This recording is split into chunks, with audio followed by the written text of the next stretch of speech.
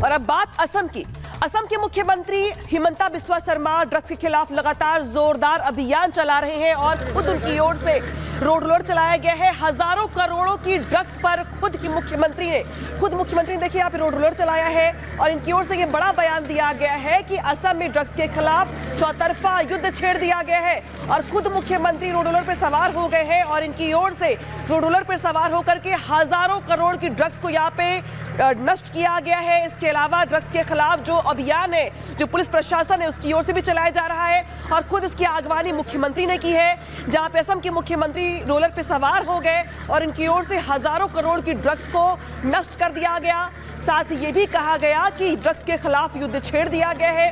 असम में नशीले पदार्थों के खिलाफ यहाँ पे युद्ध छेड़ा गया है। असम को ड्रग्स से मुक्त कर छोड़ेंगे, ये मुख्यमंत्री का बयान है। हालांकि जब बुलडोजर लेकर निकले हिमंता, तस्वीर तब की है जब उन्होंने खुद बुलडोजर के जरिए हजारों करोड़ की ड्रग्स को यहाँ पर नष्ट कर दिया। तस्वीरें टीवी स्क्रीन पर आपके, जब असम के मुख्यमंत्री ने खुद बुलडोजर पर बैठकर हजारों करोड़ की ड्रग्स को नष्ट कर दिया। साथ ही बड़ा बयान भी दिया, ये भी कहा कि असम को ड्रग्स के मुक्त करके छोड़ेंगे। ड्रग्स के खिलाफ हमने अभियान छेड़ दिया है, पुलिस की टीमें लगातार इसके लिए काम कर रही हैं और आज खुद मुख्यमंत्री ने हजारों करोड़ की ड्रग्स को नष्ट किया है।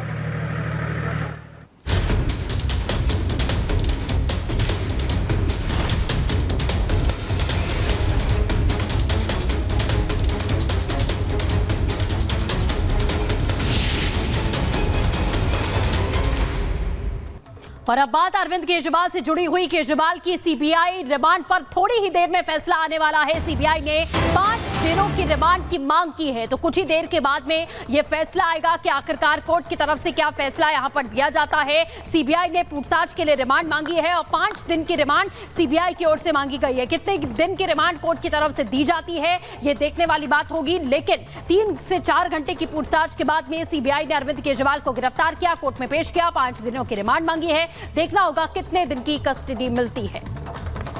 तो अरविंद केजरीवाल की मुश्किलें कम होने का नाम नहीं ले रही हैं। जहां पे कल हाईकोर्ट से बड़ा झटका लगा, तो वही आज सीबीआई कोर्ट में सुनवाई और सुनवाई के बाद अब कुछ देर में रिमांड पर फैसला आ जाएगा। हालांकि सीबीआई की ओर से यहां पे 5 दिनों की रिमांड मांगी गई है, लेकिन देखना यह होगा कि कितने दिनों की रिमांड पर कोर्ट की ओर से मुहर लगती है। दूसरी बड़ी अपडेट दरअसल ये कि जिस तरीके से सीबीआई ने इसके पहले केस दर्ज किया था और अब जिस तरीके से उनकी ओर से तमाम जो सबूतों का जिक्र किया जा रहा है, बार बार देखना यह होगा कि कोर्ट की ओर से कितने दिनों की रिमांड पर मुहर लगाई जाती है। हमारे साथ हमारी 2 सहयोगी सुजाता और कोमल जुड़ गई हैं। सुजाता, सबसे पहले राउस रेवेन्यू कोर्ट में आपकी क्योंकि मौजूदगी है, आप ये समझाइए कि थोड़ी देर में जो फैसला आने वाला है, लेकिन उसके पहले जो ज़ेरा हुई थी, क्या 5 दिन की रिमांड मिल जाएगी सीबीआई को, जिसकी डिमांड की गई है सीबीआई के द्वारा? देखिए, इसमें हम कुछ स्पेकुलेट नहीं कर सकते हैं। ये तो जो स्पेशल जज अमिताभ रावत हैं वही तय करेंगे कि सीबीआई की मांग उन्हें उचित लगती है नहीं लगती है, क्योंकि सीबीआई ने 5 दिन की कस्टडी की मांग की है। सीबीआई ने दलील दी है कि उसके पास बहुत सारे सबूत हैं और कुछ सवाल तैयार किए गए हैं जिसके बारे में पूछना है और इसीलिए 5 दिन की कस्टडी चाहिए। हालांकि अरविंद केजरीवाल की तरफ से 2 वकीलों ने जिरह की, विक्रम चौधरी ने जिरह की, विवेक जैन ने जिरह की और साफ तौर पर यह कहा कि किस तरह से एजेंसियों का दुरुपयोग किया जा रहा है। ये भी पूछा गया कि आखिर क्या जरूरी है अरविंद केजरीवाल को जो सीबीआई अपनी कस्टडी में ले, क्या इस बात की क्या जरूरत है। यह भी याद दिलाया गया कि 4 चार्जशीट आप दर्ज कर चुके हैं, 17 आरोपी आपने बनाए, अरविंद केजरीवाल की याद आपको नहीं आई है और अब जब सुप्रीम कोर्ट से उन्हें राहत मिलने की उम्मीद थी तो ऐसा किया गया है। टाइमिंग पर सवाल उठाए गए हैं क्योंकि कल ही हाई कोर्ट की तरफ से जो ट्रायल कोर्ट का फैसला था उस पर स्टे लगाया गया अगली सुनवाई तक और इसी बीच रात को सीबीआई पहुंच जाती है तिहाड़ जेल, वहां पूछताछ करती है और सुबह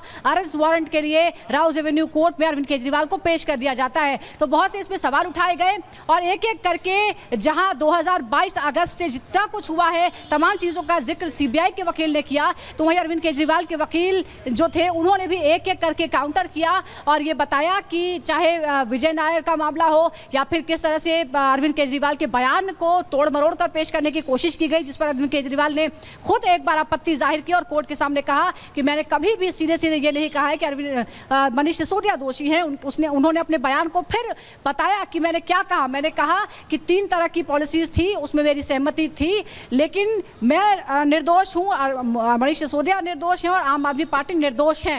हालांकि अब जो जज हैं, स्पेशल जज, उनको तय करना है कि उनको किनकी जिरह में ज़्यादा दम लगता है।